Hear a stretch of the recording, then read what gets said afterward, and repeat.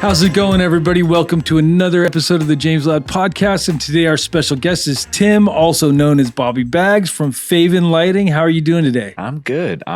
Thanks for having me, man. I'm really excited. Yeah, me too. Thanks for coming on the show. We've been talking about doing this for a little while. We met not so long ago. We met at the Connected event where you spoke and talked about your under canopy lighting. Yeah. And I was really excited to hear that it was, a success. And I've heard from other people that it was a success. And now we're going to be trialing them in our spot here. And I'm assuming it's going to be a great success too. I'm super excited about it. Yeah, I'm going to go ahead and say it'll probably be a smashing success here. But yeah, I'm excited to see. I'm excited to see. It's the natural evolution. I've had friends that have been talking about this for 5 years, saying this is going to happen, and I'm telling you that this is going to change the game. And then you did it, and I'm like, okay, so here it is. Yeah, my buddy Justin, he was talking about this for years, and you actually executed, and I think the product is great. I mean, as far as I've seen so far, it's great. Some people are even using 2 rows. Yeah. Oh yeah. So that one every foot. Yeah, pretty much. So let's talk a little bit about your lights first. I think the best place to start is like where the need and like where the idea for Faven came from. And, so I've been growing for about 15 years now, and 10 of those at, somewhat of a large scale, and I think scale gets redefined every like 2 to 3 years, right? Like 700 lights 2 years ago was a lot. Now 700 lights is a pretty standard facility. Right. And, couple of hoop houses in 2012, you were doing it, 20 lights in 2012, you were doing it, so scale gets redefined. But where the under canopy really came from was, I got a job at Connected and Alien Labs there in Sacramento. And the head of cultivation there was a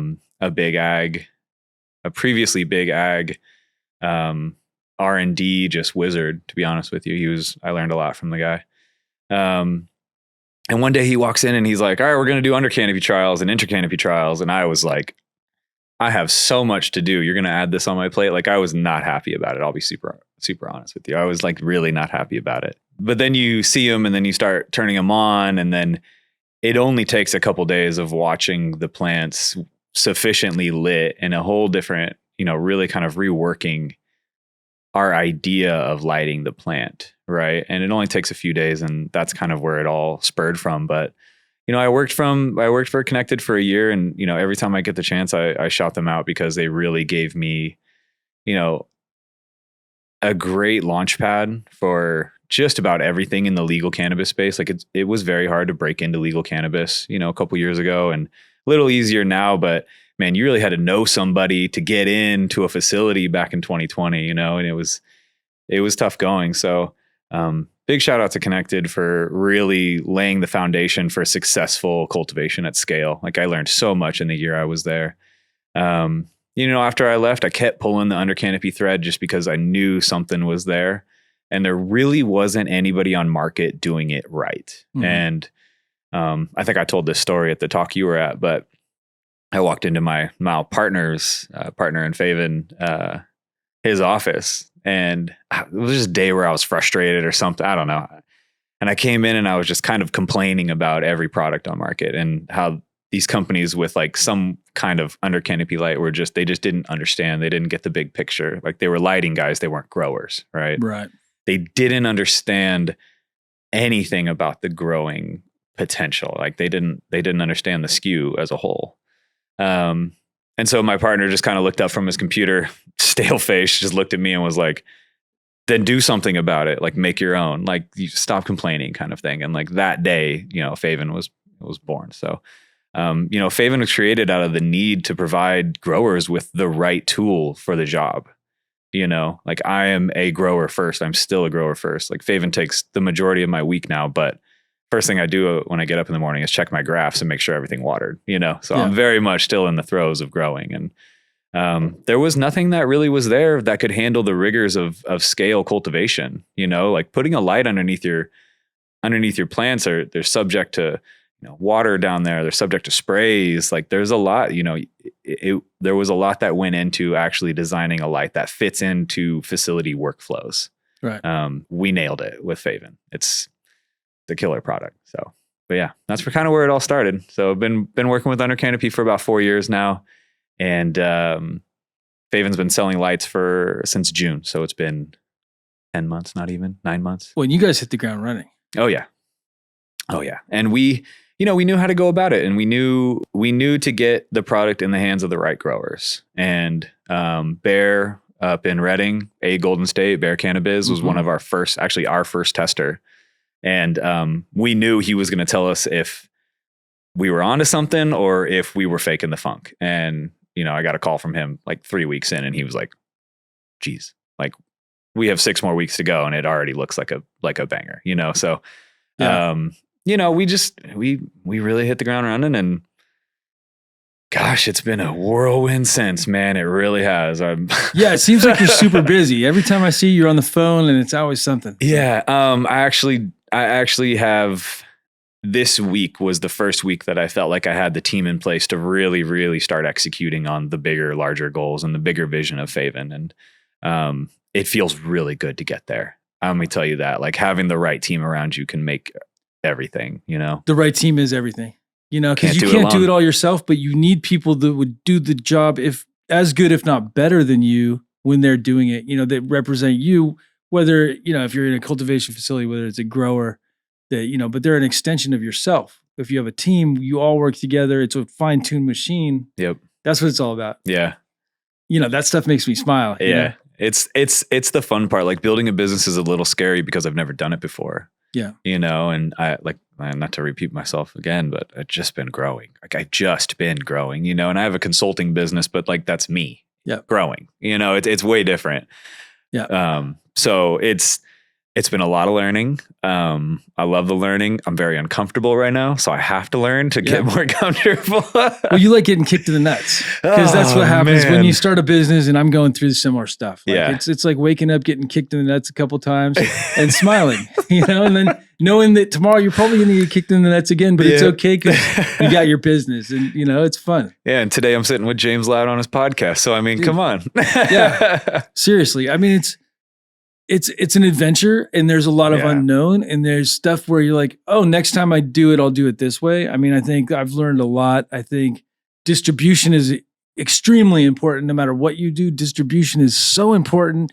Having those doesn't matter how good your product is. I mean, you always want to focus on the product, but really the distribution is just as important, if not more important than the product, because there's a lot of mediocre shit that sells. I'm not saying people should make mediocre stuff, but I'm saying that they have good distribution and their mediocre stuff sells. Exactly. You really have to, it would be very easy for me to just dive into the unit at all times, but really I have to know that we did a great job designing this. We went through many iterations to get to where we're at today. This is a fully fleshed out product. This isn't a version 1, 2, or 3. This is our version, right? We will iterate in the future, but smaller tweaks. Like, we don't have R&D samples going out to customers. This is a fully fleshed out version. So it would be very easy to just keep diving in and keep tweaking. But where I'm most needed is the distribution channels and getting it in the hands of growers and really kind of breaking down that barrier of Under Canopy seeming like a gimmick, because it was kind of a joke for a while. Well, and I think with most things, if you tell people I'm going to get 25% more yield, I'm going to get you 25% more yield, they're going to laugh at you. Yep. Because we've heard it so many times. Over the years, I've heard it time and time and time again. You're going to get 25% more, you're going to get 50% more, all these fictitious numbers typically. And you came through with something that actually gets you a bigger yield. Yeah. Yeah. Under Canopy, and Faven in particular, is the most revolutionary thing since the Teros 12, right? Since, substrate monitoring came out, because we watched facility efficiencies, increase so substantially from like 2020 to 2022. Just everybody got better at growing because we now could see inside the substrate. Right. And so Under Canopy is very much in that same vein, where it is going to be like, if you do not have this in your facility, it is going to be extremely hard for you to compete. And it'll cost you money. Yeah. I mean, you're going to leave it on the table for sure. You're going to literally leaving it on the table. There you go. I mean, it's funny because I remember, so I've been doing this a while, and back in the day, I'm talking in the 90s, 2000s, it was 2 pounds of light was good. Like Man, if you were literally, when I was growing cookies back in the day, I would get 3/4 of a pound per light with the, and that was acceptable. It wasn't good, but the prices were so high, it was a whole different thing. Exactly. Now the prices are much lower and the yields are much higher. Yeah. 2 pounds is like, Yeah. for a lot of people. And there's still people that are okay with 2 pounds, but as a commercial cultivator, 2 pounds is kind of rough. If you look at your cogs, look at what you're leaving on the table, looking at your potential, and we're talking about potential. Yeah. We're talking yield potential, right? And yield potential without sacrificing quality. I think, a lot of this podcast will be about yield potential and that, but really the thing with Under Canopy and the thing with Faven and why it took us so long to get to market and is because we prioritized the quality of the extra yield as well, right? It's not just like, hey, here's extra yield, because we can't just boof out our plants and expect it to sell in the market. It doesn't work like that. Well, you went and focused on the problem part of the plant, which is the smalls. Yeah. So many people have tons of smalls. Yeah. Smalls are a big thing right now. People are buying smalls left and right. People are going to hate me real soon, man, when they realize the smalls are going away. Seriously. And so what kind of decrease do you get in your smalls? So I'd say industry standard, without Under Canopy, you're looking 15 to 20% is a acceptable run. I think genetic to genetic, right? We're looking difference. Well, and we'll kind of leave genetic variation out of the conversation because we won't get anything done if we talk genetic to genetic. Sure. But, we're really looking for 5%. Mm-hmm. And really that 5% is they're still purple. They're still mature. They just may not meet the size requirement. Like they're completely mature in THC, color, uniformity. They just may not have the size. So it's a true small, right? But there's no more green smalls, right? Like there's none of like, and in SAC, where I'm based out of, green smalls fetch $100 to $200 less per pound than purple smalls. Same genetic. Oh yeah. So you're talking a revenue increase just right there, and then you talk the yield, and then you talk, the uniformity of bud in the A bags, right? And anytime we talk yield or I talk yield, I'm only talking about the bags that go at the highest price. Yeah. That's all that matters right now is how many bags go at the highest price from that room, right? That's your yield. It's interesting because every grow is different, and some people 2 pounds of light is their minimum. And like anytime 2 pounds of light comes across the board on yield, they get a little nervous, and 3 pounds is where we need to be. But, unfortunately, yield is the fastest and the easiest way to decrease your cost. Right. It really is. And it's really unfortunate, but it's where we are at in the market. It's really pinched the growers. I feel like a lot of people in this industry can kind of, it doesn't matter how well the growers do, they still have a job, they still make their margin, everything's fine. But it's really, really, those margins have compressed on the growers. And, Faven is here to really put that ball back in the growers' court. Like we really want this tool in the hands of the grower so that they can expand their margins. They can, hire the help they need. They can live a comfortable life like they should, So instead of the growers being squeezed now, like we're really putting the power back to the cultivator. The industry's been very rough on cultivators in general.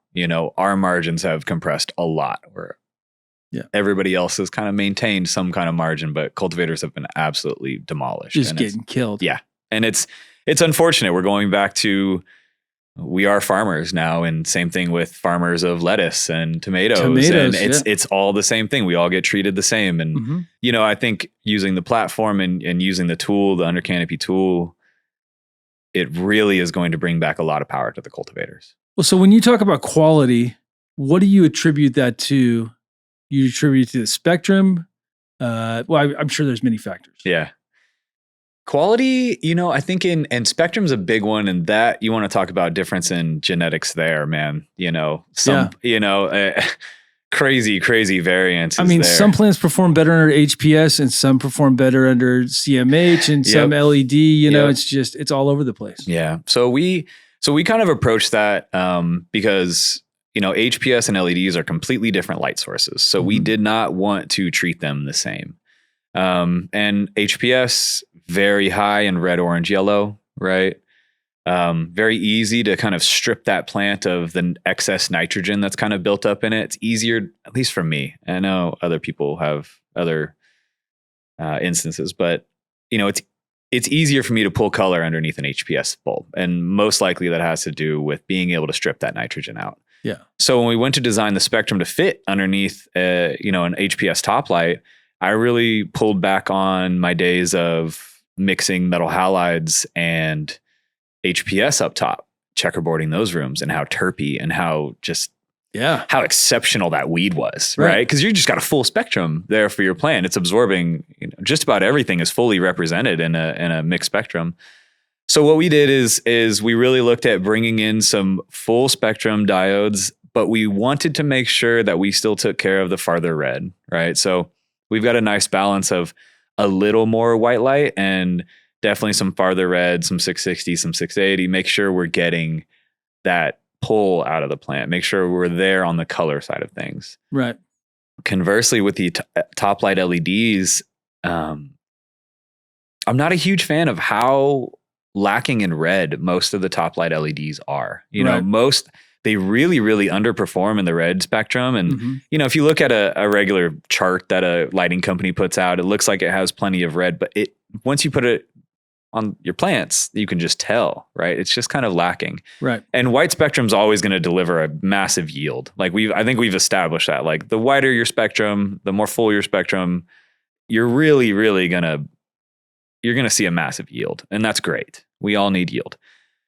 So what we did was we kind of took that lack of red and just reversed it, right? We put full red, almost full red, into our spectrum that's slated to go underneath the LED top lights. And cultivators will call me like week 7 and they're like, dude, my lowers are purple, my tops are purple, like they're already on their way. I usually don't get this for another 10 days. Like, and you can just tell that they're not only excited, they're relieved. Yeah. Because they know this product is going to meet the demand that the consumers are asking for.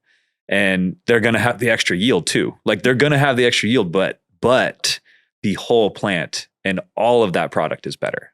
Yeah. Top to bottom, So we take a lot of pride in the spectrum balancing that we introduced. I think it's killer. I love it. I get conversations all the time when people want to know the intricacies of it, and I'll geek on them with forever. Dude, how does your light affect stretching? Depends on how you irrigate. Yeah. So if and we're actually, not coincidentally, not on purpose, doing a side-by-side of 1 gallons and 2 gallons with under canopy on them. Yeah. And you can really tell that the plants in the 2 gallons have a lot more resources, a lot more water availability, so they can grow a lot more, right? They can kind of put on that extra size. Yeah. And for everybody still growing in 1 gallons, because I do some genetics in 1 gallons and some in 2 gallons. Some just don't root in that well, right?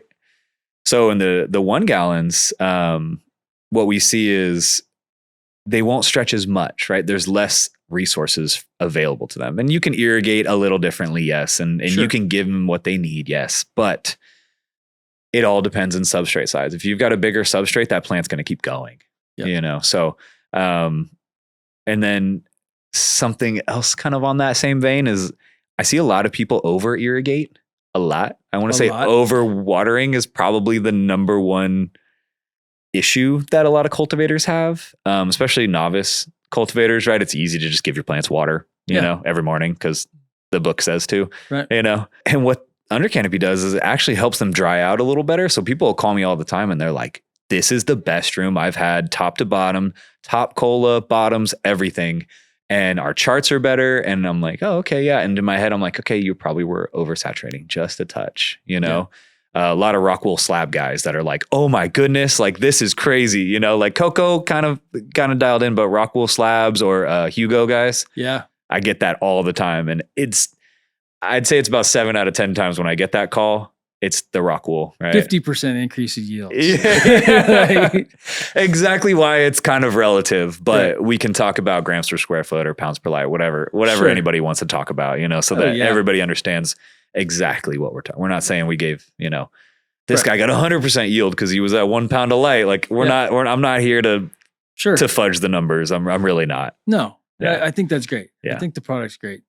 I appreciate it. What do you attribute going from 2 pounds to 4 pounds of light, and then 2 pounds to 3 pounds? Yeah. and then 3 pounds to now potentially touching 4, maybe a little over 4. Oh yeah. What do you think the big change was originally? You think that basically monitoring drybacks, basically crop steering?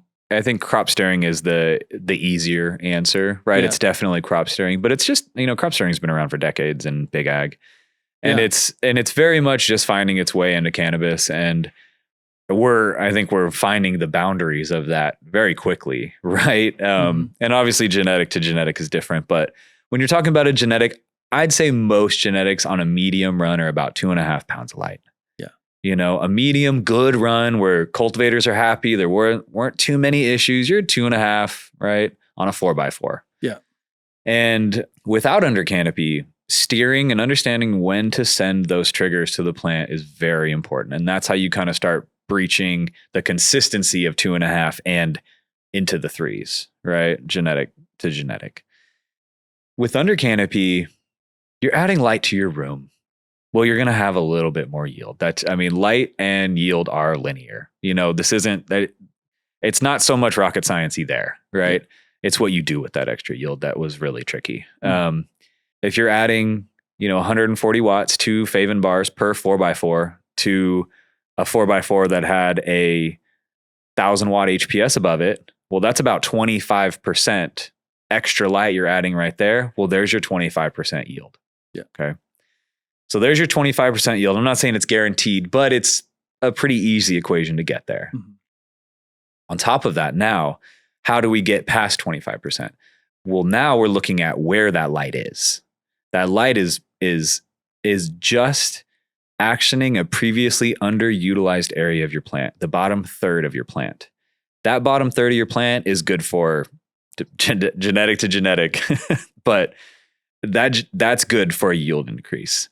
And then really where under canopy shines is when you can, and this is the overarching goal of under canopy in general, is getting the perfect mix of top and bottom light in the center of your plant.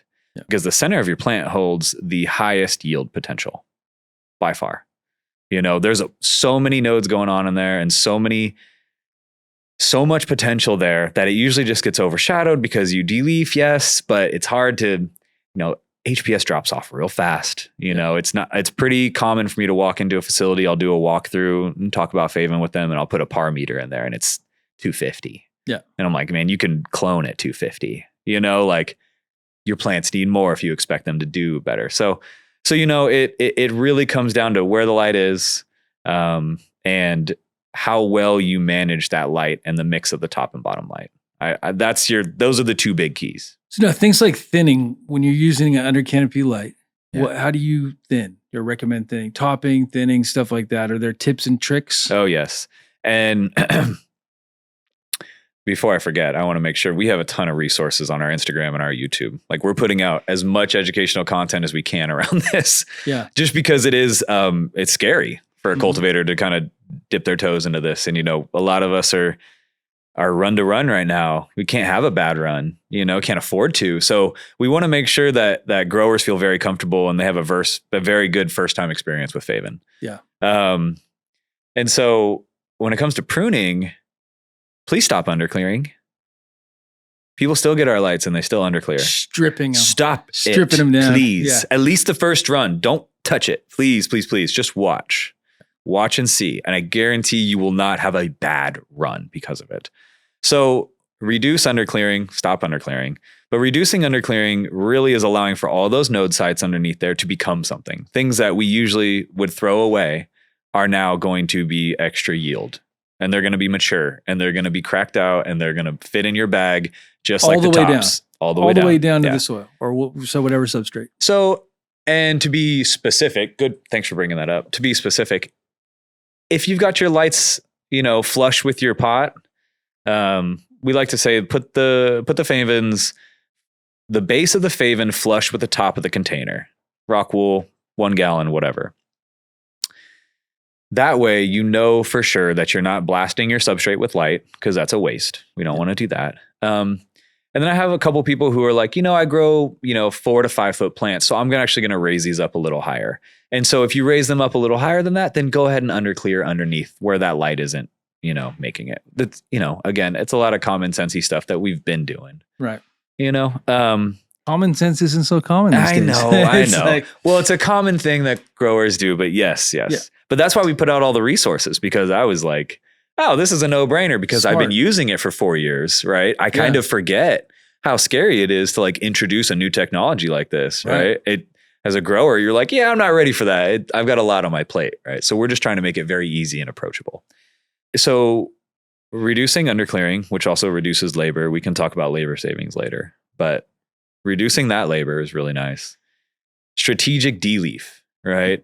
And really, again, making sure you're getting upward mobility of that light is key. So usually I tell people days 3 to 5, do a light de-leaf, remove any of the little sucker nodes at the bottom. Maybe there's a weird one that kind of made it through the cloning process and it's kind of coming out of the soil. Like, go ahead and take that guy off too, Right.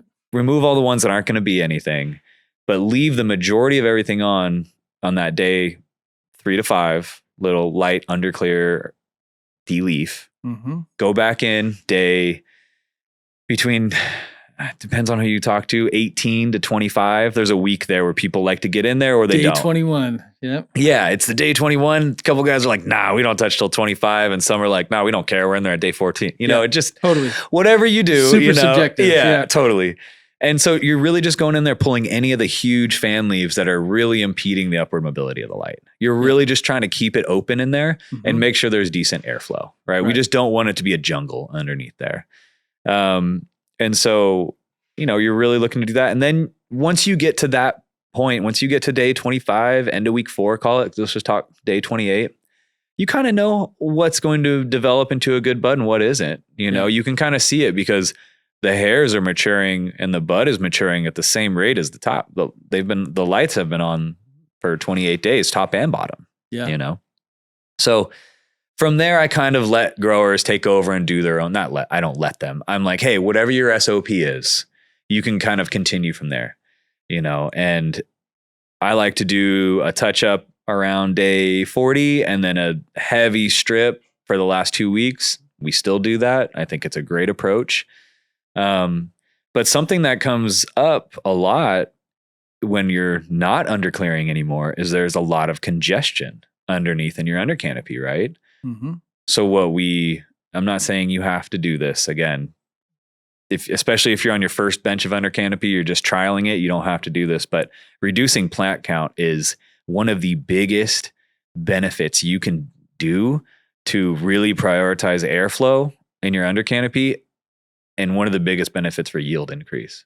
Yeah. Like dropping plant count and letting every plant really optimize itself is probably the biggest takeaway we had from the first run at Connected, was just like, we slammed. Going from like 16 to 9, going 16 to 12. Yeah. If you're 4 plants wide, you need to think about 3 plants wide. Yeah. Even on a 5x bench, it's just try it. Just try it. If you're on a 4 foot wide bench and you've got 4 plants wide, you definitely need to try just 3 plants wide. But yeah, I like that 9 number, 12 sometimes, depending. Yeah. Got some biscotti sherb that doesn't rage, so that's a little higher plant count. Man, I love me some Skittles. Skittles with under canopy, we'll tangent this. Skittles is so much better of a plant with under canopy. I bet. It is meant for it. It's lateral, its branches are all like this. We talk about it a lot on this show, but yeah, it's a struggler. It struggles, but it's struggles, like, you see it with under canopy and you're like, oh my God, this makes so much sense. Just because it's built for it. And the nugs are already so light and larfy, smalls from Skittles is just larf. It's nothing. It is. And but you put some light underneath there and tighten them up. And Skittles is commercially viable again. Yeah. Get some sticky Skittles nugs. Yeah. Yep. Oh yeah. And I bet you can get a little bit of color in there too, man. Oh, just a little bit, but nobody wants any color. Don't you give me Skittles with color. Oh, people want color on everything. Nah, if it's real Skittles and it has a hint of color, it's good. Oh, it's good. Yeah. A hint. Yeah. But all the Proper Z from Proper Doinks. Yeah. All that stuff's Faven grown. All of it. Those guys. Those guys roll killer. Oh God. Yeah. Yeah. Yeah. Oh yeah. I know those guys. Those guys they're killing it. I'll get a text from Paul or a DM from Paul a couple times a month, and he'll just be like, "I love Faven, bro. I love the Skittles." We're trying to get them on the show next. Oh, Adam and Paul, come on, man, get over here. It's a quick little drive. Yeah. But yeah, there's, pruning is so different cultivator to cultivator. And we try to put out SOPs that are very loose and malleable, I guess you could say, grower to grower. But, what we put out, the content we put out, we're very comfortable with, like, hey, if you follow these steps, within these steps, you will have success your first run. Right. After your first run, then start to tweak it to your own. Right. And I talk to guys, call me all the time, and they're like, hey, I'm going to try this. And I'm like, go for it. You just have to let me know how it works. Like, right. That's the deal, is you just have to let me know, because now I'm interested. Yeah. So, and that's the thing, but really limit your underclearing. Like, all that is usable product. You will be shocked. Like G41, we've got some double stacks. Amplified Farms has, they helped us do our double stack trials. And we put G41 on the top level. And I was like, I don't know how G41 is going to do, but this will be a good trial. And oh my goodness, week 5, you were kind of in there like, that doesn't look like much. Gosh, I just, by week 8, you were like, oh my God, those are golf balls. It just set on so late. Chunked out. Yeah. And because G41 is one of those where it doesn't have the super active hairs. Yeah. That like the bud grows into. They're those kind of squirmy hairs that stay inside the bud, but it just like kind of swells together. I don't know, but it doesn't look like much. And then, oh my goodness, I actually just left there yesterday and they have G41 in the same spot on the top deck. And I was like, man, I was kind of worried about this run. And head grower Zippy was like, dude, you always worry about these runs. And I'm like, yeah, I know. But they always come through, so. The nested bracts. Yes, there you go. Nested bracts. We talked about this the first time I was over here. Yeah. Yeah, really like good stuff. Yeah, very much so. But yeah, it's a whole new world. It doesn't change your workflow too much, but I mean, I have 700 light facilities in Sacramento that have fully dropped their third-party labor because they don't need them anymore. There's no more underclear weeks, Hey, it costs a lot of money. Labor's not cheap anymore. Labor, especially in California. Finding good labor is the hardest thing. Oh my goodness. But labor is also one of your biggest cogs, and you cannot get around it. So anything to lower labor, even 10%. Labor and taxes. Damn you, California. Your silent partner, the government. Yeah.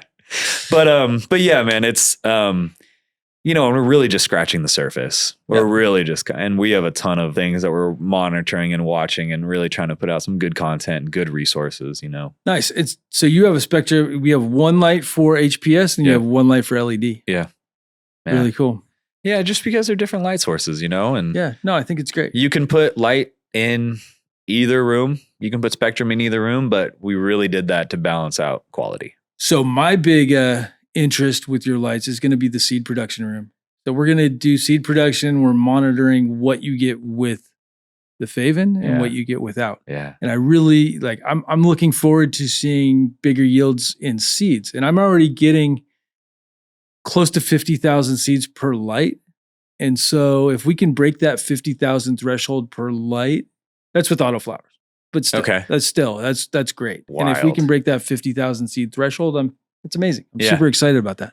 And breeding was something that the 20-year-old me, when I got into cannabis, was like, how long does it take to bring a genetic to market? 2 years? Like, no, I don't have time for that. Like, a 60-day harvest is too long for me to wait anyway. Yeah, minimum a year to get something to market. Gosh, man. And and the funky breeders out there just kind of throwing seeds around and packs around, like, not vetted and stuff, right? Like, we're talking about fully vetted genetics that have tested been run. Genetics. Yeah. I mean, there's a lot of bad players in the game these days, but it never was interesting to me. I just loved growing. Yeah. And so I never got into it, but you and a couple other people have really kind of shined the light on what seed production can be with under canopy, and your issue being immature seeds lower. Yeah. Same thing that, rosin guys deal with, immature trichomes. Totally. It's the same idea. Well, now you've become a solution to a problem, and that's amazing. Inadvertently, I was just trying to put out a good product for growers, and then people got it in their hands and they were like, hey, you can do this, this, and this with it. And I think that's just the coolest part. That's the coolest part to me. Totally. Yeah. Well, so let's dive back into a little bit of your history. When did you first start enjoying the plant? I wasn't a big smoker growing up. I was the oldest of 3 boys, kind of a single mom situation. And so I was kind of setting the tone, and I, early on, my grandpa kind of sat me down and was like, hey, you're the man of the house. You need to kind of act like it, kind of thing. Like, so always kind of had to stay away from that and set a good example. And then as soon as I could, I was working, and I played 16, 18, 15 and a half, 15 and a half, as soon as I could, as soon as it was legal in California. My first job when I was 12 working for my parents. Yeah, there you go. And I played sports. I played soccer growing up. I ran track in high school. I was always doing stuff. And so like, cannabis was everywhere. It's Cali and high school and whatever, Literally it's everywhere. It's everywhere. But it just like, I think I hit a joint at a party my junior year and like, I don't know, I hit the joint and I passed it back and they were like, people were like, oh, Tim smoked, but it didn't do anything, Right. But, I didn't really get into it until I think senior year. I got high after watching Harold and Kumar. Of course. After though, people think that's funny that I got high after watching it. It just seemed just like so much fun. I was like, I hit my buddy up and I was like, let's go. Right. And so when I left high school, I went up to Chico and all my roommates there smoked. And it was like, well, you might as well. And I think the second day I was in Chico, one of the, like this local, like kind of homelessy guy, whatever, that hung around the apartment complex brought us a hash ball that was like this, almost the size of a tennis ball. And I had no idea what it was. And then he pulled out like a 20-gram nug, like outdoor nug, like a banana nug. You know what I mean? Yeah. Like it would not fly these days, but some huge banana nug, Big deal back then. Big deal. colas. Yeah. Big colas was a thing, So it was pretty quick after getting to college. I started, consuming, but did Chico for a year. Money kind of ran out. It was tough. So I came home for a year. Still doing the college thing, real JC, kind of didn't know what I was doing. Just, I was working at a Zoomies. That was fun, Nice. And that's cannabis culture right there. Like Zoomies, Right. skateboarding, cannabis, like it's all, and I've been snowboarding for like 25 years. So like snowboarding, big roots there. So everything I was associated with was cannabis-esque, Right. But really, after that second year or that year coming home, my really good friend at the time was dating a girl in San Diego. And he was like, hey dude, I'm moving to San Diego. Like I'm out of here. And I grew up Solano County-ish, kind of Bay Area, like just outside the Bay Area. Just right outside. Yeah. Not Bay Area, just to be clear, but a lot of Bay influence. Almost in the Bay. Almost, yeah. The Bay stops at Bart, as we used to say. There's no Bart in Fairfield. But and it's windy out there. Like really God, windy. It's so windy. Oh God, Cordelia's the worst, man. Yeah. But yeah, he was like, dude, I'm moving to San Diego. I'm going down here. And I was like, well, I'm not staying here, dude. Like I'm coming with you. And then by the end of it, we had 4 guys moving down with us. Like by the time moving day came, like there was a couple guys. So we got down there, we all worked jobs, we all went to college, tried to do our best. And man, it was so expensive down there that we really were not making it. Like we were working full-time jobs, everything, and we just weren't making it. Wow. And probably about 3 months in, it was a 2-bedroom apartment. We had 2 guys in each bedroom. Our freaking mattresses basically touched. You know what I mean? Like it was like we were good homies by the end of that year. We had 2 guys in each bedroom, 1 guy on the couch, and then we had another guy move down and sleep on the couch. And this guy moved down and he kind of saw the situation, and he had always kind of side hustled in high school a little bit, or after high school, I think. And he was like, hey, there's like a big price difference between, the Bay Area packs and down here in San Diego. We were like, no, we don't know, man. So pretty quickly he had a good plug, and we were up in San Francisco scoring units. And then we got introduced to vending. And we started hitting the clubs. And at that time it was like 2011, I want to say. Yeah. And there was 700-800 clubs between San Diego and LA. Oh, I bet. I mean, it was well, I mean, I remember. It was the Wild West, dude. We sold a little bit here and there while we were on campus. We were actually living on the San Diego State campus, but we weren't going to San Diego State. It was blast. Nice. And probably why we were broke. But somebody turned us on to vending, and we had We had good purple from the Bay and good OG from the Bay. And GDP or cookies? Oh yeah. We didn't have any cookies yet. Really? Not yet. That, cookies was so elusive for me. It took me forever to get my hands on, one, the cut. Yeah. And two, just packs of it, like good, legit packs of it. But, we developed a good reputation because we would show up on time. The buyers would be like, hey, be here at 10 a.m. on Tuesday with all you got. And we would show up at 10 a.m. on Tuesday. Like there was no pot grower time for us yet. Like that came. But, right. We were, it was crazy to us that, we were making maybe $1,500, each a month working our full-time jobs, and we could move a few packs and pretty much scrape that up in a couple days, So to us, it was just like, oh my gosh, like we can live and we could, like, not that we had the business mindset, like we can scale this, but like we can do more, Yeah. And so kind of a weird chain of events. We actually got introduced to the guy who owns Ingrid. I don't know if you remember Ingrid. It was a trademark strain. It still is a trademark strain. I do remember the strain for sure. Yes. And held a ton of medicinal value. Still does. That stuff will still take my headache away in 5 minutes. I love that genetic. I don't even know where I'd find it these days. But I can put you in touch with the right guy. That's for sure. Still in the Mendo Coast, in the heart of Fort Bragg, Mendocino. Nice. And, put us in touch with the head guy who basically pheno hunted Ingrid and kind of turned it in. He trademarked it. He turned it into a whole thing. And so once we got Ingrid on the menu, all the clubs wanted us. Like we had Holistic Cafe, we had Green Door, right? We had these really big clients within like 2 or 3 months of starting to vend. Like we had legitimate clients that were like, hey, if you don't show up with what you say, like we're going to be mad and we're not going to buy from you again, So, right. So we started, there was like 4 of us and there was 2 of us would run up and grab units, and 2 of us would hustle the clubs and collect money and distribute, do whatever we needed to, under the guise of 215, all 215 legit. And so we did that. And once we had Ingrid on the menu, we really exploded. Ingrid, once we had that gave us all the Bubba that was coming out of the coast, all the U2 that was coming out of the coast, all the Cherry AK that was coming out of the coast, man. Just stuff. Lip smacking. Like you can't say Cherry AK without just salivating a little bit. That's a good one. Yeah. So it really legitimized us, and we didn't know what we were doing at the time, but looking back on it, that was a really big inflection point.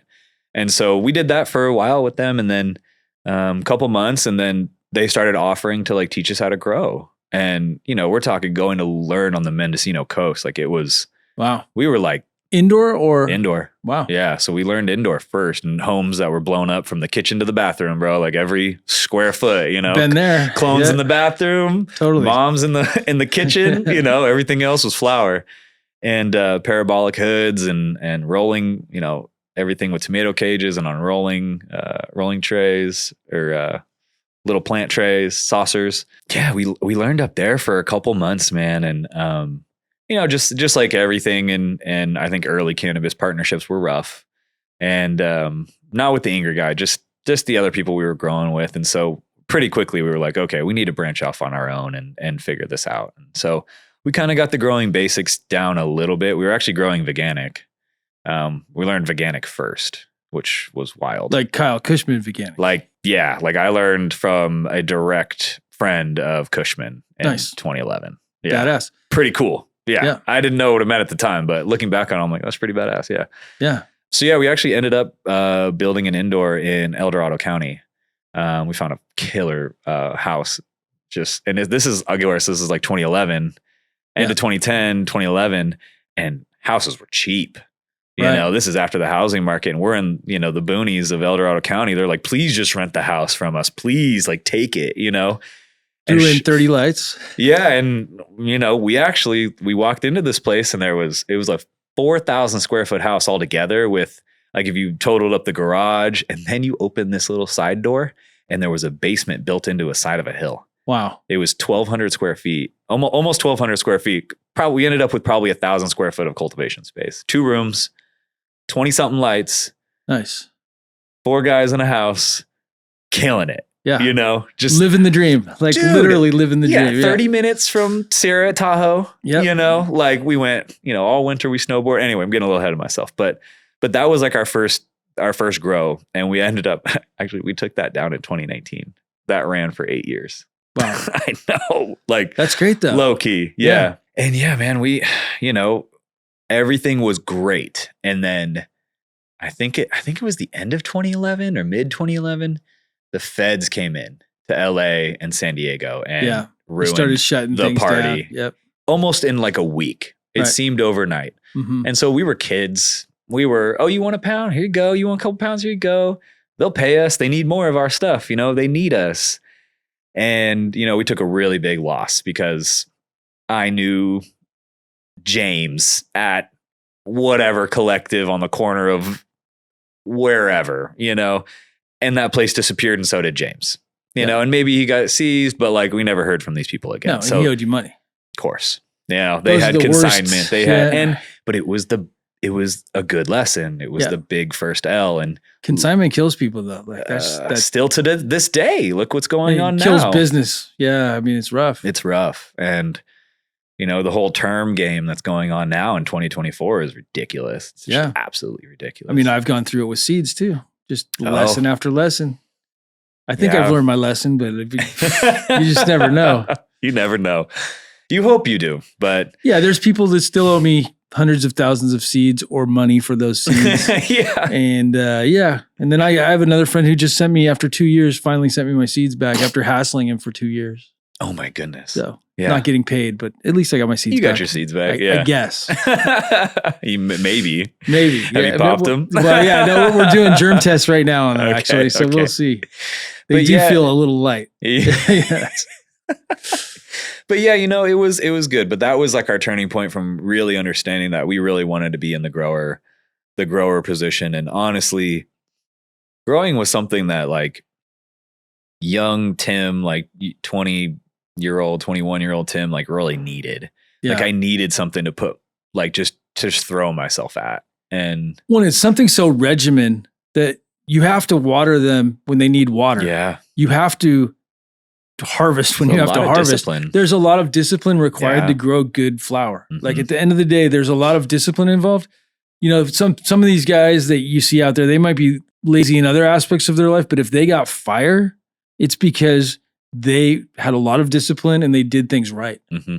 So it's not, the plant doesn't grow itself. Yeah, no, it really doesn't. Yeah, it's a weed, it'll grow, but if you want good stuff, especially now, yeah, I mean, it's tough. Yeah, but it was good because I needed something to kind of pour myself into, and you know, the difference between, you know, taking the risk to grow cannabis and like working retail was, you know, you could kill it in an 8-hour shift at retail, maybe get an hour of overtime in and feel good, but you could spend that same amount of time in your grow room and your plants are exponentially better, especially back then when you're hand watering and you're really paying attention to each plant. You're going in there, right? It's way less of a production, right? I get that love-hate relationship with the hand watering. Yeah, I still start them off with a hand water though.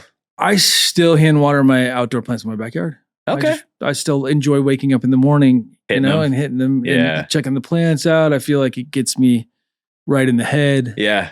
More therapy than that's cool. That's really cool. I'll have to take you. I'll have to do that. I can't do anything in the backyard. I got a 2-year-old right now and he's curious about everything. So he'll end up eating the damn thing. Or pulling branches or whatever. Oh dude, he pulls all my wildflowers. I have pollinator garden in my front yard and they're starting to kind of pop up here and there. A couple poppies are going right now. Oh yeah. And he's just like, Dad, flower, and just ripping it. I'm like, dude, it's fine. You're two. It's fine. Yeah. But anyway, yeah, it's, you know, it was really, really cool that, you know, we had the opportunity to learn from who we learned from and, you know, find our own path in it, because after that, we really became growers. Like we always had outlets because that's, you know, you had to have a secure outlet back then. And because you couldn't just roll up to the grow and fill up your Yukon with packs. Like you had to know somebody who knew somebody. It was much more of a grower's market back then. Oh man, it was nice. And it was great.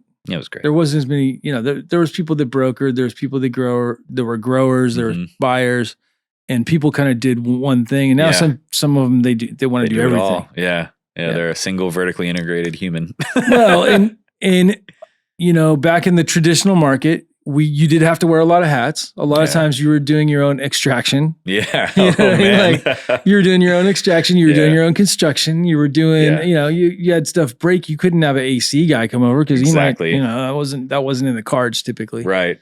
So not unless you had a guy, which we had a guy, but not everybody had a guy. Not everybody had a guy. I had a guy, which was, oh my gosh, the best. Yeah. Oh man, he was a great electrician who knew just about everything. It was awesome. But it's always good.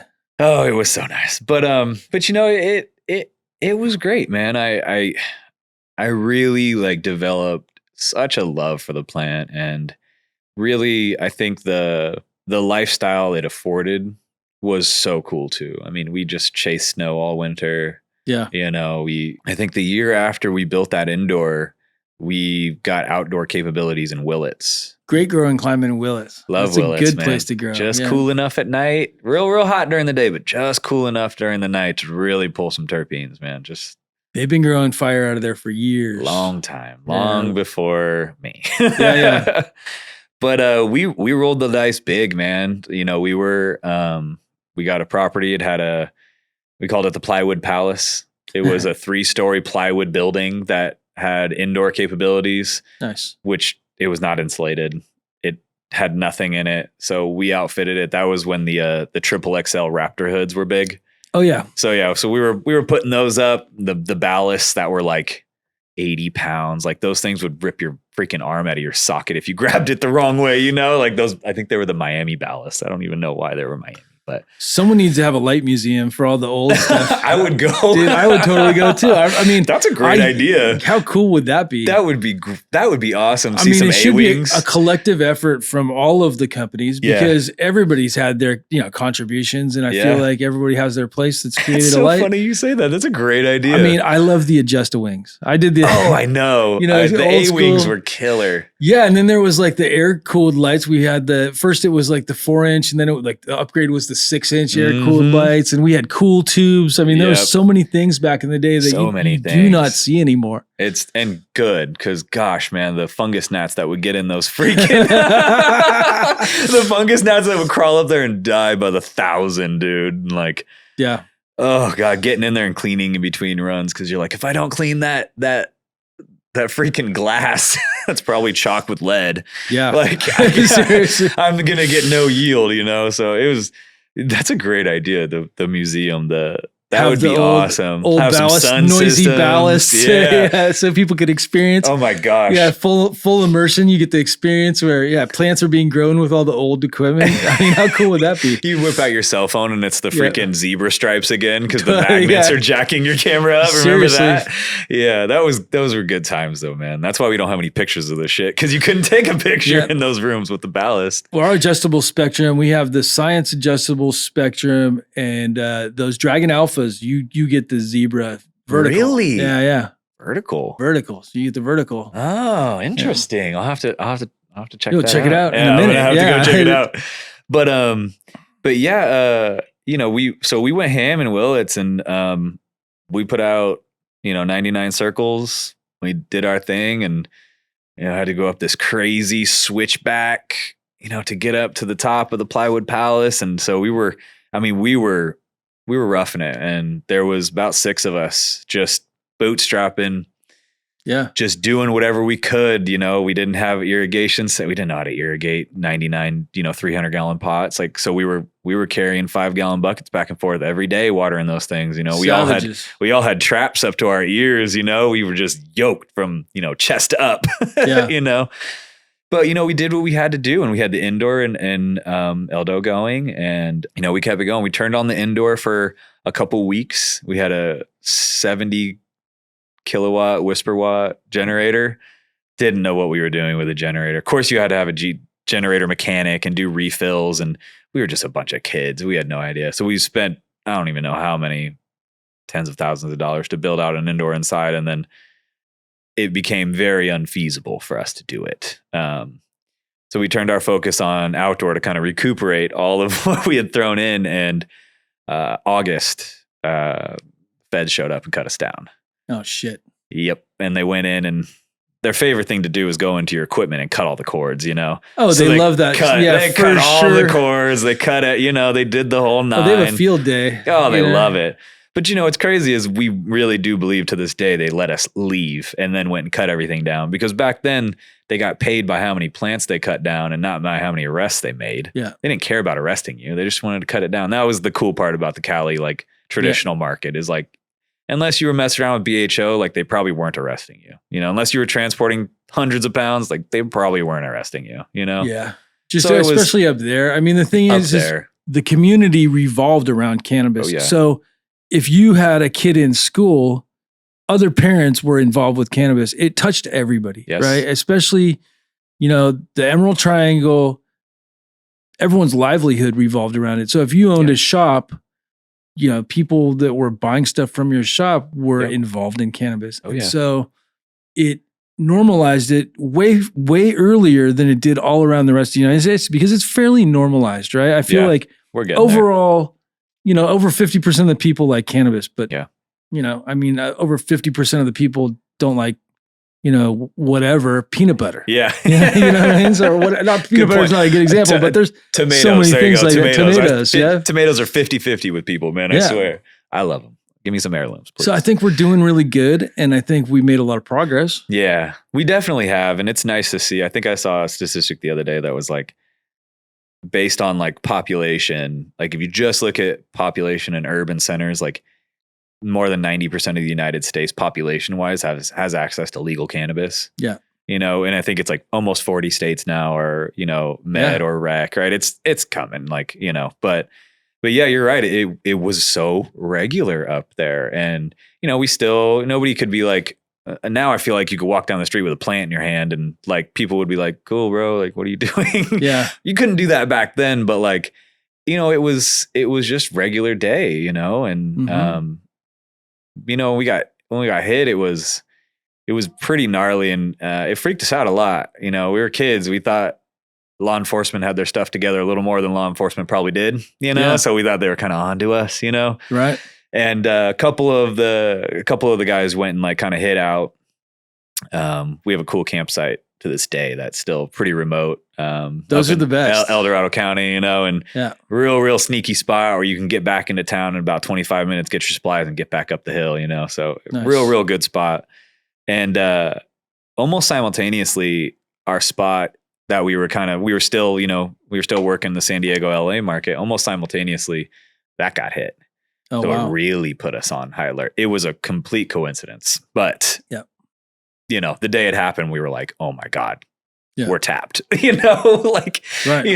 your mind starts going. But couple of us stayed up there, hit our clone guy on the coast and replanted 3 days later. Wow. Yeah.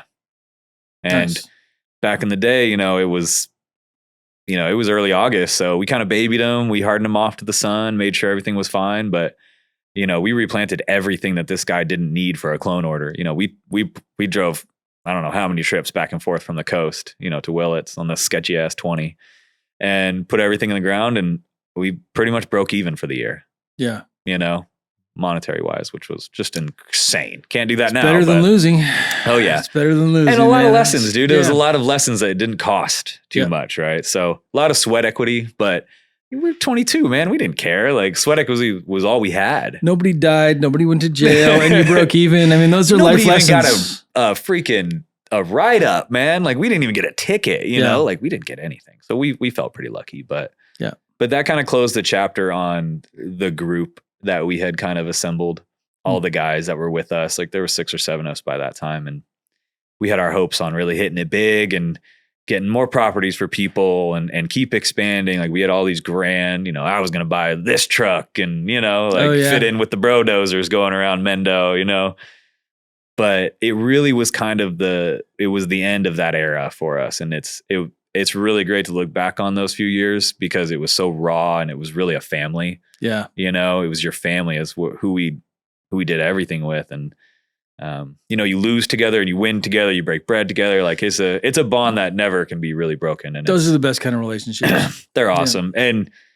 a couple guys were like, yeah, cannabis isn't for me. I was doing it because I was hoping to, fund my whatever, and go do this, you know? And some of us were like, oh no, I love the plant. Like I'm in this. So we kind of broke up, found our own ways, and ended up back in El Dorado. And I ended up getting some outdoor capabilities in El Dorado the next summer with like $2,000 to my name, dude. Like if I had an indoor run, that was like, if I don't hit this, I have no money to run outdoor. So I need to get into this spot. And my buddies will tell you to this day, like they didn't see me for like 6 to 8 months because I couldn't leave the house. I had no money. Yeah. Like I could go to the grocery store and back to the grow.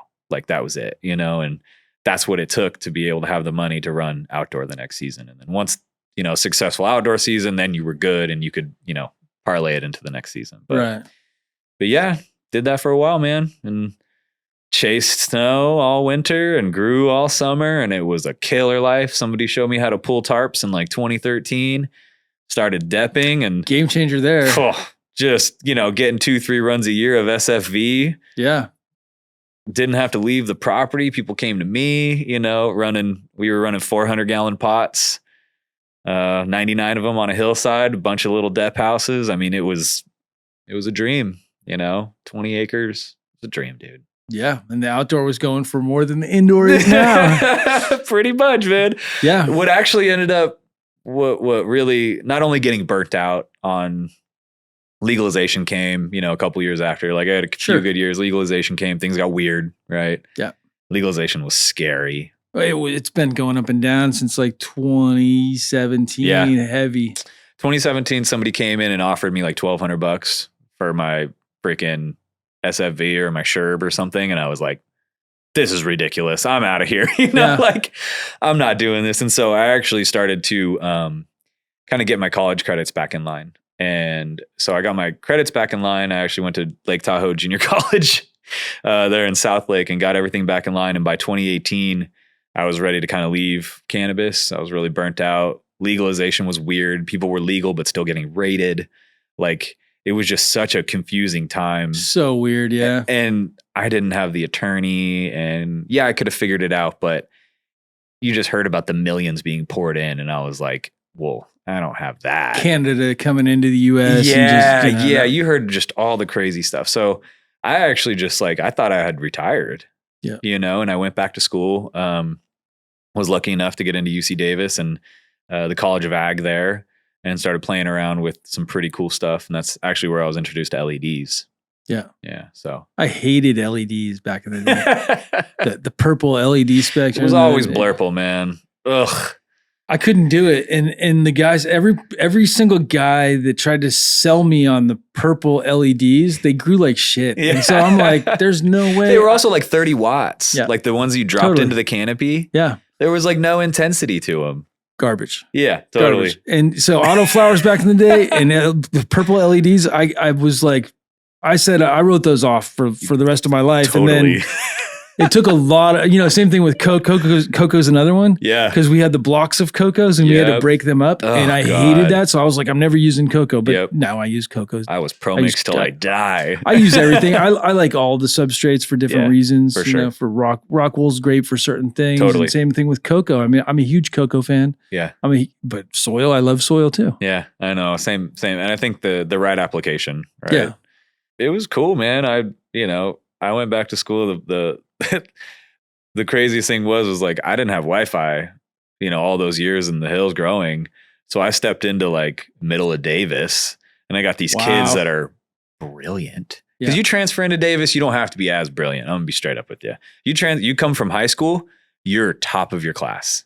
Wow. Different. I was not top of my class in high school, not even close. You know, I only transferred in because they were like, hey, like there's a guarantee from South Lake JC to UC Davis. Wow. Like, hey, sign up for this, do all these things, boom, boom, boom, and you're almost guaranteed as long as you have a good GPA and you meet the requirements. And so nice. It's called a tag. I transferred in. And then I always try to make a point to say it when I have a public platform, but I didn't pay to go back to college. If you're over the age of 24 or 25, and I think it's still going on for a lot of the UC system, if you're over the age of 24, 25, you make less than a certain amount of money. Then it was like $80,000. Like if you make less than $80,000 on paper, they'll pay for your education. And so I actually didn't come out of pocket a dime. Like I had to live in a very expensive city, which is Davis, is very expensive. Yeah. And all my food and stuff like that and all my books and stuff, but I didn't pay for my education. But Davis is a great school if you want to learn about cannabis, not just smoking, but actually agriculture. It's a great ag school. Yeah. And what was really cool is I think my second quarter there was a zero net energy like elective, and it was a master's elective. So I was in there with a bunch of master's kids, and I was getting my undergrad, my bachelor's. And there's these things called growth chambers. Do you know what growth chambers are? You ever heard of these? Maybe once so just imagine the size of a refrigerator. Yeah. Okay. And it's a grow room that fits inside of a refrigerator. Yeah. It's got temp control, humidity control, lighting Actually, source. I've heard of it. Yeah. Yeah. So once I explain. Yeah. So, and they're actually pretty expensive. They're like $40,000. Yeah. Right. And so anyway, Davis, obviously being the ag research school they have like 200 of these below like one of the science buildings. And each one of these things is rented by a professor who's doing some kind of trial. Yeah. And once they trial there, then they can take it to the outdoor plots, in wherever. There's, Davis has acres and acres and acres. And so the school still is trying to figure out how to get to zero net energy, right? Everybody's on the carbon neutral path right now and was in 2022 or 2020 as well.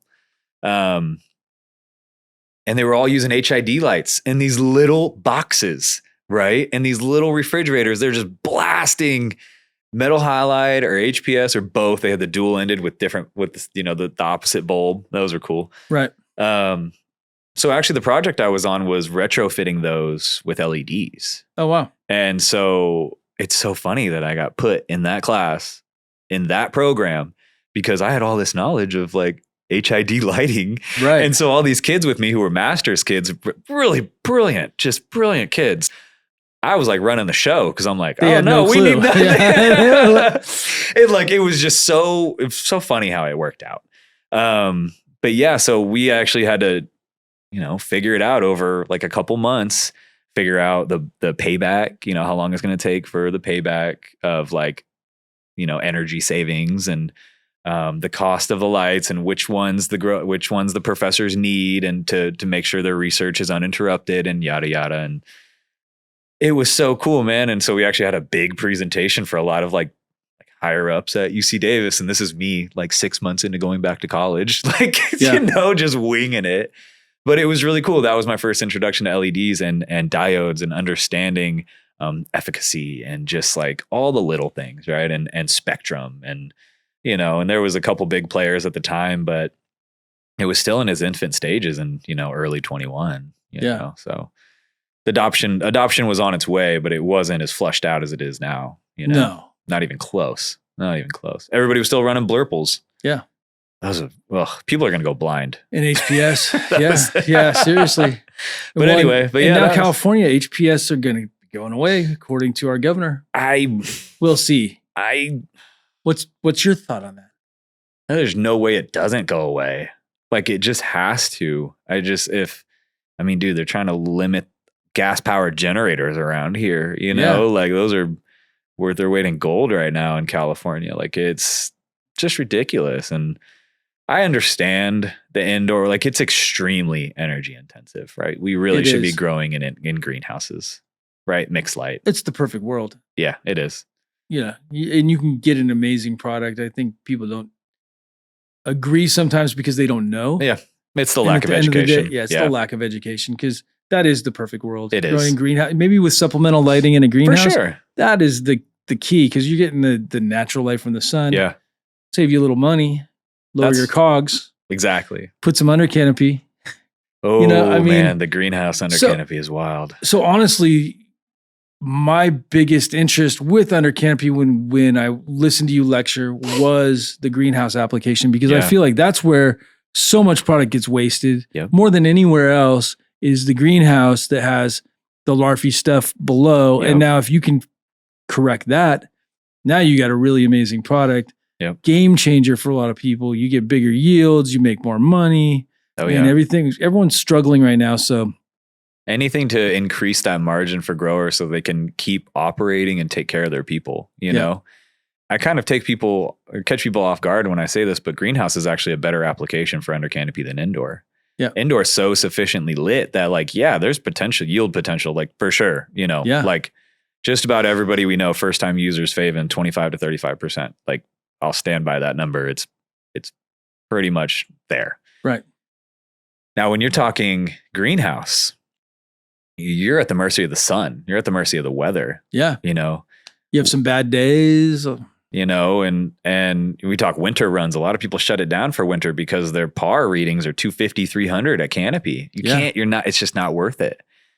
So we actually had a lot of trials over this past winter. And the results are mind boggling. Couple people were really close to 100% increase compared to winter runs prior. And that's awesome. The quality was, everything went over 1,000. Yeah. Went over for 1,000. Wow. Everything, because it had, the spectrum was there, right? We were siding with our more red spectrum because the sun's going to give you the full spec. So let's side on what the plant benefits from most. Well, that's the red side of thing, so we went with that. And really, not only is the yield increase just absolutely ridiculous because you're dealing with such low DLI that the plants are actually struggling, but the proximity of the lighting, like we're delivering close canopy lighting to these plants. And that's really the struggle. Even the mixed light facilities, I mean, you're hoping to get to 600, right? PAR at canopy. You're hoping if you can pitch 700, 750 in your greenie, you're on. But if you can do 500 to 600 at top and 500 in the middle and or higher than that in the middle with under canopy, but you can push it in the middle there. I mean, sky is the limit, really. Yeah. And you want to talk about lowering planting densities. That's a big one, right? Mm-hmm. That's a huge, like the amount of plants that greenhouses deal with. Like if you can lower your plant count 10%, we're talking thousands of plants. Yeah. And the workability around Favens too, right? We at 277, you can run 20 of these in a daisy chain, so you can run full benches on 277 volt all the way down and deliver so much light to these plants. Yeah. And greenhouse is really, really where my heart is. Like I love indoor. I love how controlled it is. And we're still at the mercy of our HVACs for sure. And dehums for sure. And irrigation. Somebody unplug the pump, whatever. But greenhouse is really the art, right? In the cultivation space. It's understanding your microclimate outside your greenie and inside your greenie. Yeah. And so to me, guys like, the Turp Mansion guys up in Humboldt, just killing it. Dave Pauly, Preferred Gardens, like killing it. Absolute beast. I wish him well in his new 40,000 square foot project out there and YOLO. He's absolutely killing it. The guy's awesome. Yeah. But it's such a tough go in greenhouses right now because there isn't that much of a difference in price between outdoor and indoor is so cheap that people, a lot of times buyers will just go get indoor because they can get indoor for almost, for a couple points more, it doesn't make sense. So that yield has to be there in the greenies. Mm-hmm. So really like that application of under canopy lighting in greenhouses is the absolute best in my opinion. Yeah, me too. Yeah. It's just ridiculous. They're meant for each other. They are. Yeah. Yes, very much so. But I'm really looking forward. We have a lot of cool partnerships coming up and people who have trials right now that I don't really want to discuss yet, but you'll be seeing it very soon. But people are geeking on these things in greenhouses, man. They're having a lot of fun. Let's just say really, that. Yeah, it's a great application. It's just perfect. Yeah. It doesn't matter how you grow it too, man. You could be soil, you could be organic, doesn't matter, man. You put them in the greenhouse, you're going to see a much greater yield potential increase than indoor because you're going to get more resin production. Oh yeah. You're going to get top to bottom yields. Yeah. So many benefits. So many. Yeah. So that's what I'm excited about more than anything. I mean, the seed stuff, cool, all that stuff, but like I really see across the industry, that's where I think it's going to have the most impact. Yeah. Agreed. And should we all be cultivating in greenhouses? Yes. Yep. Yes, we should not be growing indoors. We shouldn't be, but I'll enjoy it while it lasts. I mean, it's at scale. Yeah, I mean that's why they have these 100-acre greenhouses coming online and stuff like that. Yeah, Yeah. Well, and if you go to like Holland and look at like the Dutch greenhouses. Yeah, dude, I mean, like the Venlos. Oh man, you want to know like where this all is going? It's there. Like, let's be honest. So for sure. But yeah, it's the greenhouse application it's what I'm most excited about too. And there's just something about looking at a plant inside a greenhouse. Like it's just something so natural about it and so beautiful. And right. I feel like indoor, they still have that beautiful green, but outdoor in a greenhouse, that emerald green is just so rich. Yeah. That color is it's in between the look of the outdoor to the indoor, but you can get an indoor looking product that has the crystals, the structure, the density. You know, I think those things are important to people, that visual, where like, not that there's anything wrong with outdoor, because I love amazing outdoor. It's, you know, if you do outdoor right, killer. It's the best. Killer. But typically for the buyers on the market that are, you know, the consumers that are buying from stores, they're going to want something that looks like an indoor product. And the next best thing, I think, is the greenhouse. Most definitely. So we're working with a lot of partnerships coming up, and we're excited to kind of get talking about those. But yeah, man, there's so much cool stuff on the horizon. Yeah, Faven is just opening the door for not only like growing in times when you shouldn't be, or in areas where it's very tough, like, you know, winter runs and greenies, but also genetics that don't really have that much yield, like all these genetics that we can't run in scale, you know, Skittles being one of them. Skittles is one example of those. Like you can't really do it in commercial settings because it just doesn't make money. I mean, my friends do. Yeah, I know. They're killing it. They're killing it. I know your friends. They're killing it. They're killing it. Yeah, they're killing it. Shout out to those guys. I know exactly who you're talking about. Yeah, SF Canada. Yeah, among other people with SF Canada killing it with the Skittles, and it comes out amazing. Yeah. So actually, SF Canada right out there. Oh. But, yeah. So if people want to find out more about you, where do they go? So Faven Lighting, Instagram. We try to put a ton of resources there. Favenlighting.com. That's where you can order. You can fill out a lighting layout. Lighting layouts are great because it's a 3-minute questionnaire. It tells us everything we need to know to spec out your facility. You fill out one of those. We send you back exactly what you need. Hey, you need this many lights. You need this cord. You need this. We send you out your lights. That's it. 3-step process, man. How about your Instagram? So we got Faven Lighting Instagram, favenlighting.com, and then I'm Bobby Bagz on Instagram. That's my personal, right? You know, and so I think I have a presence there for about 3.5 years or so. Yeah, I am now on Team Faven. I appreciate you being on Team Faven, man. Dude, looking forward to doing all these trials together. And, yes, definitely. Yeah. We'll have to get you on a podcast once we have some results. Oh my So we can goodness, go over the results with everybody. I think that'd be a lot of fun. We should do it to where I don't know what the results are too. Yeah. Like it, you know, like I want to be side by sides. Catch me on air, like with my reaction, because that's so fun. Like I wake up all the time to text messages from people that are like, bro, it was 35%, 40% yield increase. And it just makes my day because you know that just gave them some kind of financial relief. When we're pheno hunting with it, we're doing all kinds of stuff. So it's going to be a lot of interesting things going on in the next 6 months. Yeah, this is awesome. This is the best part about getting tools in the right people's hands, man. Well, and trying something new that you know is going to be beneficial. It's like, it's a no-brainer. For me, it's a no-brainer. I feel like there's a lot of things out there where it's like, we'll see how it does. But I feel like it's a no-brainer. I've seen it work with my friends. So yeah, most definitely. Yeah. Well, thank you so much for coming on the podcast James, today. This is awesome. Thank you so much. You have a killer platform. I love it. Keep doing what you do. Congrats on your book. Before I forget. Thank you. They're out. People were happy. They're selling like hotcakes. So happy to hear it, man. I wasn't sure how they were going to do. You just never know how books are going to do. I didn't know how Faven would do. It's my first book. I don't know how. I mean, I look at guys like Rob Clark and Ed Rosenthal, and I'm like, their books sell and they're good books. There's no other breeding book besides Greg Green's, which is 25 years old. Yeah. I'm sure someone else will write another breeding book. Yes, of course. But yeah, I'm excited to have the breeding book on the market right now. Killer, man. I'm so excited to hear that, dude. And congratulations again. I don't know what it's like to write a book, and I hope in the next 10 to 15 years that becomes something that I start doing. So I just big ups to you. It's a lot of dedication. Thank you so much. And thanks for coming on the podcast, and we'll do this again. All right, dude. Later.